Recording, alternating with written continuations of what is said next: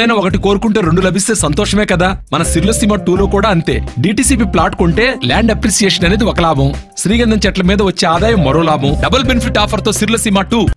ఏపీలో పొలిటికల్ పార్టీల మధ్య పెన్షన్ ఫైట్ నడుస్తోంది. వాలంటీర్లతో పెన్షన్లు పంపిణీ చేయించొద్దన్న ఉత్తర్వులు రాజకీయ దుమార్ మెరిపాయి. వృద్ధులు, వికలాంగులకు పెన్షన్లు రాకుండా టీడీపీ అడ్డుకుందంటూ వైసీపీ ఆరోపిస్తోంది. పెన్షన్లు ఇవ్వలేక తమపై తప్పుడు ఆరోపణలు చేస్తున్నారని టీడీపీ తిప్పికొడుతోంది. దీనిపై రెండు పార్టీలు ఈసీకి పరస్పర ఫిర్యాదులు చేసుకున్నాయి. ఆంధ్రప్రదేశ్లో వాలంటీర్ల చుట్టూ రాజకీయాలు తిరుగుతున్నాయి. పెన్షన్ల కోసం లబ్ధిదారులు వాలంటీర్ల ఇళ్లకు వెళుతున్నారు. పెన్షన్లు ఎందుకు ఇవ్వడం లేదంటూ ఆరా తీస్తున్నారు.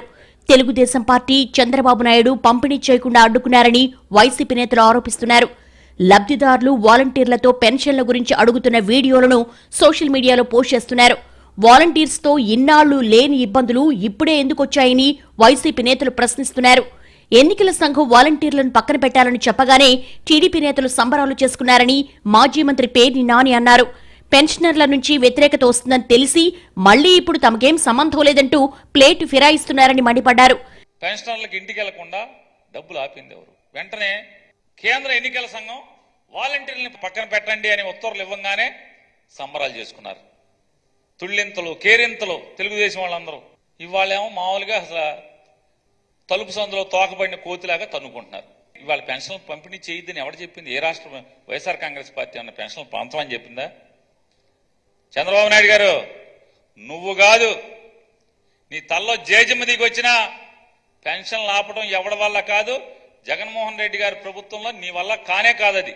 పెన్షన్ల పంపిణీతో తమకెలాంటి సంబంధం లేదని తెలుగుదేశం పార్టీ స్పష్టం చేసింది. వృద్ధులు, వికలాంగులకు ఇవ్వాల్సిన పెన్షన్లను ప్రభుత్వం కాంట్రాక్టర్లకు చెల్లించిందని ఆరోపించింది. పెన్షన్లు ఇవ్వలేక తమపై ఆరోపణలు చేస్తున్నారని మండిపడింది. దీనిపై రెండు పార్టీలు ఎన్నికల సంఘానికి పరస్పరం ఫిర్యాదులు చేసుకున్నాయి. రాష్ట్ర వ్యాప్తంగా వాలంటీర్లు రాజీనామాల బాట పడ్డారు. పెన్షన్ల పంపిణీపై ఎన్నికల సంఘం తీసుకున్న నిర్ణయాన్ని తప్పుపడుతున్నారు. వాలంటీర్ల రాజీనామాలను ఆమోదించొద్దని మాజీ మంత్రి కొల్లు రవీంద్ర డిమాండ్ చేశారు. ఈ రాజీనామాల్ని ఆమోదించకుండా దీని మీద విచారణ జరిపి దీనికి బాధ్యులైన వ్యక్తులపైన క్రిమినల్ చర్యలు తీసుకోవాలి.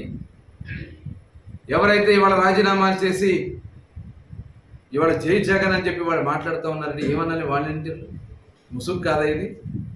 ముసుగు కప్పుకొని కూర్చున్నటువంటి ముసుగు దొంగలు కాదా వీళ్ళంతా? ఇవాళ జై జగన్ అంటారు వాళ్ళు. బయటకు వచ్చిన వ్యక్తులు మాట్లాడే మాటలు ఏమనాలి వీళ్ళందరినీ? మరోవైపు గ్రామ, వార్డు సచివాలయ కార్యదర్శుల ద్వారా ఇంటింటికి పెన్షన్లు పంపిణీ చేయొచ్చని కలెక్టర్లను ఆదేశించారు సీఎస్ జవహర్ రెడ్డి.